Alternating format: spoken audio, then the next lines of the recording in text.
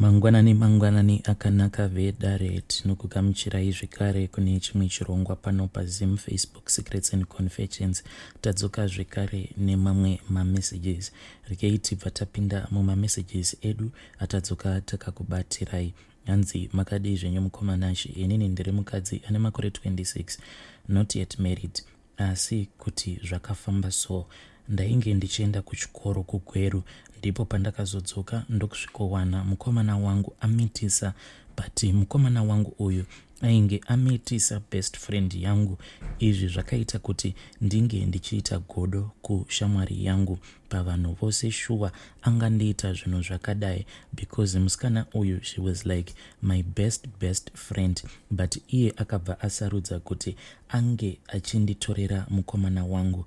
Ndakabva ndatanga kumufambira kuti nhumbu yacho inge ichibva, asi kunyange zvangu ndakazama kuti mimba iyo yaainge akatakura inge ichibva, but zvakabva zvatoramba zvachose. Matombo, mvura, zvose zvandainge ndichipiwa hapana kana chakamboshanda. Mukoma ndakatombosvikawo pachinzvimbo chekuti ndakatombotanga kuwirirana neumwe muprofita uyo ainge achiratidza kuti ainge achindida. Mazuva ekutanga pandakatanga kusvika pasowe rake, iye ainge akandiudza kuti haakwanisi kuti ange achindiitira mhiko nemuteuro dzakashata, but mukuzotanga kuwirirana kwedu ndopaakazobvuma kuti ange achindiitira mhiko zvese nemuteuro iyo yainge ichikwanisa kuzokuvadzisa shamwari yangu. This was after andiona ndichifamba neumwe musikana uyo ainge abva kubulawayo. Saka iye akabva andiudza kuti ainge achiva musikana iyeye ndaifanira kuti ndinge ndichimurongera. Mazuva ekutanga musikana uyu wacho wandainge ndichimurongera, muprofita iyeye ainge asingambodi, achiti inini zvekudanana nemuprofita wako uyu andimudi because andimuvimbi, anoratidza kuti ane meso zvevanhukadzi anozvida. Saka inini sezvo ndainge ndiri best friend wemuprofita uyu, plus tainge tava vanhu vainge vachigara vachingoudzana nyaya dzakangosiyana-siyana, iyewo akabva andipa mumwe munamato wekuti ndinge ndichizoitira best friend yangu. Akandiudza kuti sezvo iye aiva munhu ainge achibatsira vanhu vakawanda, aisakwanisa kuzviitira ega munamato iwoyo wekuti ange achizodanana nebest friend yangu iyo yainge yauya kumba for maholidays, but kwavo kwavanogara kubulawayo. Saka ndakabva ndangotorawo munamato uya nekunyengerera izvo zvinhu zvandainge ndichida kuitirwa nemuprofita uyu, because ainge achindibatira mimwe minamato yandainge ndichiona kuti yainge ichitoshanda zvechokwadi. Saka ndakabva ndaenda kumba ndokubva ndatanga kushandisa minamato iya yandainge ndichishandisa. Uyo ainge auya kumba kwedu for holiday achibva kubulawayo. Saka uyu best friend yangu uyu ainge akauya kumba kwedu just for a holiday, but achida zvao. Saka uyu best friend yangu yekubulawayo ainge abva kumba kwavo kuti ange achiuya kumaholidays kwedu. Saka ndainge ndichirara naye musame room. Minamato iya yandainge ndakapiwa, ndainge ndakanzi, imwe yacho yandainge ndakapiwa ndainge ndakanzi ndinongokandira pasi pemubhedha, then kamwe kanombo kacho ndaifanira kuti ndinge ndichizokapfekedzera mupilo iyo yaainge achitsamira. Ndakabva ndaita sekudaro mukomanashi.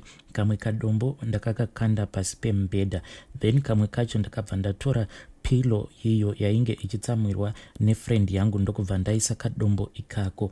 Pasina kana mazuva, zvinhu zvakatondishamisa kuti vanhu tu ava vainge vava kutotaura vose. Saka iye akabva azondiudza kuti ainge akaba nhamba dzemuprofita iyeye mufoni mangu mushure mekunge ava kungogara achingofunga muprofita iyeye. Mukoma iyi itori imwe secret hombe yandisingatombokwanisi kutoudza friend yangu. Nanhasi zvedu tiri vanhu vachiri kungowirirana. Nanhasi haatozvizive kuti muprofita uyu akazogumisidzira amupa pamuviri. Inini ndini ndakatotambiswa front ndichipiwa minamato yekuti vange vachizokwanisa kudanana. Kunyange zvazvo zvakadaro, but minamato yose yandainge ndichipiwa nemuprofita uyo ainge ava kudanana neimwe friend yangu yekubulawayo, paminamato yose yaainge ava kundiitira yekuti tinge tichikuvadzisa musikana uyo ainge anditorera mukomana wangu wandaitarisira kuti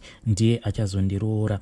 Yose iyoyo minamato hapana kana yakamboshanda, asi mimwe minamato iyo yandainge ndichiitirwa nemuprofita iyeye, imwe yacho yainge ichitorakidza kuti yaishanda, because pane mimwe yaainge akandivakira achiti iyi ndiye kuti unge uchingosangana nevanhu vanenge vaine mari vanokwanisa kukusimudzira muupenyu hwako. Saka pandakaona kuti shamwari yangu ainge atozvarira mukomana wangu uyo waainge anditorera, ende zvose zvandainge ndazama kuita zvainge zvaramba, ndakabva ndangozviudza kuti muno muZimbabwe mainge musina kana muprofita kana kuti n'anga yaikwanisa kundiitira izvo zvandainge ndichida, because now ndainge ndatova nemission yekuti uyu best friend yangu ange achirambana nemukomana wangu waainge anditorera.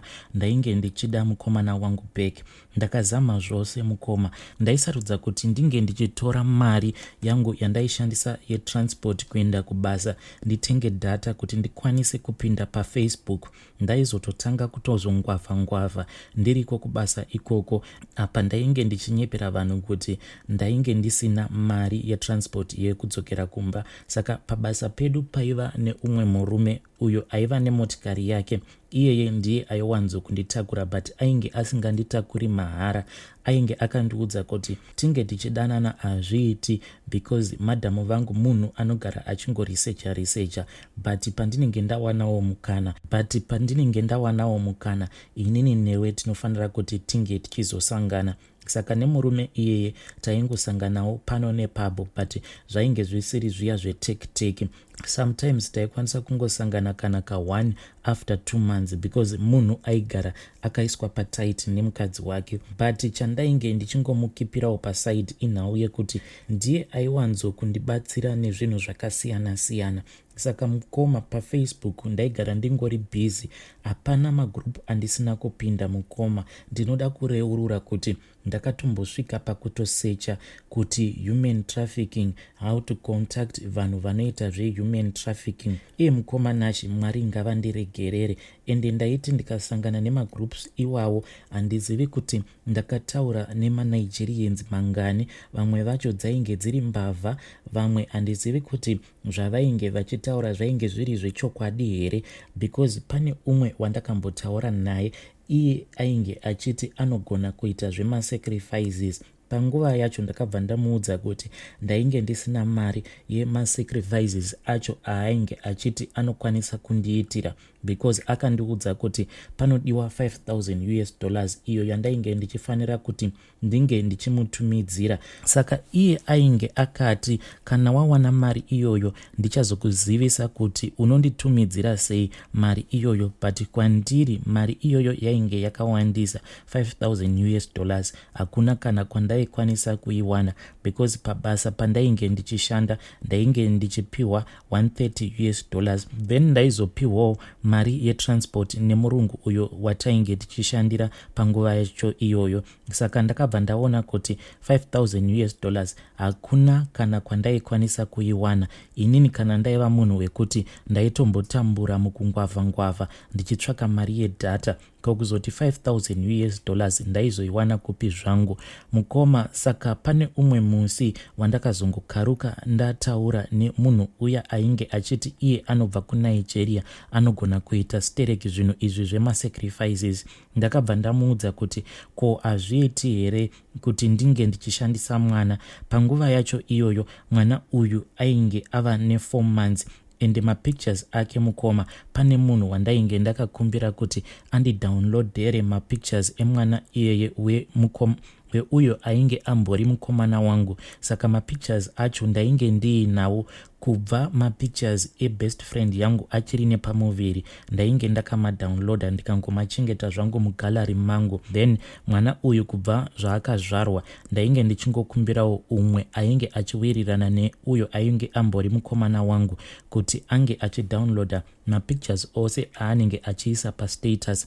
Iye ainge asingazivi kuti why ndainge ndichimukumbira mapictures iwawo. Mukoma, handizivi kuti zvinhu izvi zvandainge ndichiita ndainge ndichifunga kuti zvichazoguma nepi. Vanhu ava mukoma havana havo chavati vasangana nacho but zvinhu zvinogara zvichingorovesa hana yangu because mapictures ose iwawo ndainge ndichimatumidzira kumunigerian iyeye wandainge ndakasangana naye paFacebook, and aiti kana ndamutumidzira mapictures ose awo andaikumbira kuti imwe friend yangu yaiwirirana neuyo ainge ambori mukomana wangu, ndaiti kana anditumidzira mapictures iwawo ndaibva ndanotumidzira munigerian iyeye mukoma. Saka pandakamuudza kuti hamukwanisi here kungondiitira sacrifice nemwana uyu, zvinhu zvandiri kuda zvobva zvangoita, akabva amboita mazuva akanyarara ndokubva azodzoka kwandiri. Ndipo paakazondiudza kuti ndinge ndichimutumidzira mapictures emwana iyeye kana ndichikwanisa kumawana kunyange kubva achiri mudiki. Saka mapictures awa ndainge ndagara ndiinawo mukomanashi. Then akabva azoti ndinge ndichitumidzira mapictures aamai avo vakabereka mwana iyeye nababa vacho kana ndichikwanisa kumawana, ndokubva ndatumidzira mapictures andakatumidzira kumunigerian iyeye anokwanisa kusvika kuma20 chaiko, because mapicture acho andiinawo mugallery akawandisa. Kubva zvandakamutumidzira mapictures ose iwawo mukoma, munhu uyu haana kana kuzombotaura neni zvamuchose.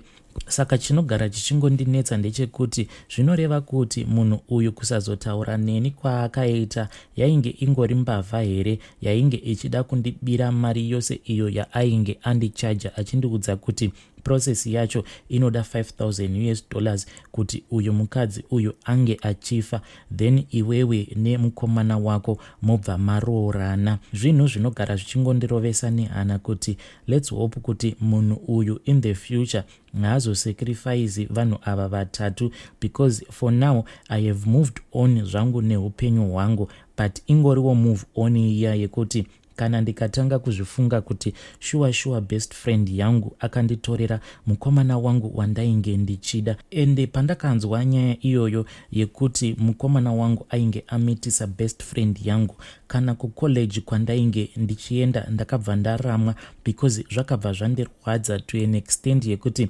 ndakashaya kana meaning yeupenyu. Ndakazototanga kuwana meaning yeupenyu mushure mekunge ndatanga kujoina magroups iwawawa, mamwe acho evanhu vainge vachiti vanoita zvekurombesa. Nanhasi ndichingorimo mumagroups acho mukoma, but mweya nawo wekuti ndinge ndichiita revenge kuvanhu ava handisisina. Ndakangozviudza kuti Mwari ndivo vanoziva kuti vanhu ivavava vari vaviri chii chandakavatadzira, because ndainge ndakatotrustawo best friend yangu. Maybe ndo mistake yakaitika, because pandainge ndiri kucollege ndainge ndakamukumbirawo kuti ange achipota achindichekerawo mukomana wangu kuti haasi kundiitira zvemagirlfriends here, kusazivawo kuti ndainge ndichitomupa mukana muhombe wekuti ange achinditorera mukomana wangu. Chandinongotya mukoma ndichocho chekuti mapictures ose andakatumidzira vanhu ava vanozviti ivo vanoita zvekusacrifice vanhu nekurombesa, mapictures iwawo handizivi kuti akashandiswei, kana kuinewo vanhu vakamboita zvinhu izvi zvandakaita paFacebook mukoma, zvekutumidzira maphotos evanhu vaunenge uchiti uri kuda kuti vange vachizosacrificewa. Please ngavandiudzewo kuti zvinhu izvozvo zvakazoguma nepi. Mukoma, nezera rangu, yes, my heart was broken at that time, but ndichiri mwana mudiki ende ndinototarisirawo kuti ndichazokwanisa kuzopindawo mumarriage in the future. And fear yangu ndeye kuti dai zvikazoita kuti pandinopinda mumarriage zvinhu zvose izvi zvandakaita zvisazonditeverera mumashure mangu. Please ndipostereiwo nyaya yangu kune vedare, mundibvunzirewo kuti kune vakambojoinawo here magroups avo andainge ndichijoina. And I know kuti zvinhu zvandataura mukoma zviri very bad, but ndazama kuti ndinge ndichiva honest kuti ende zvinhu zvandainge ndisingambofungidziri kuti muupenyu hwangu ndichasvikawo pakuda kuzama kutsvaka vanhu vanoita izvozvo zvehuman traffic, simply because ndainge ndarwadziwa nemwana uyo ainge abva mukuzvarwa nebest friend yangu. Mukomanachi, please ndipostereiwo nyaya yangu. Hei vedare, ndo meseji yandakatumidzirwa nemwanasikana uyu. Hei, nzira dzacho dzakafambwa nemwanasikana uyu dzakangooma, asi ngatitauri naye mucomment section. Zvakangooma hazvo vedue, kana kuri kunzi muriko makambopindawo mumagroups iwawawa evanhu vanonzi vanorombesa, please don't hesitate, uyai kuinbox kwangu mubva mandiudza kuti pamainge muri mumagroups iwawo nyaya dzacho dzakazoguma nepi. Zvakangooma hazvo vedue. Vedare, ngatisanganei zvekare mune zvimwe zvirongwa zvinotevera.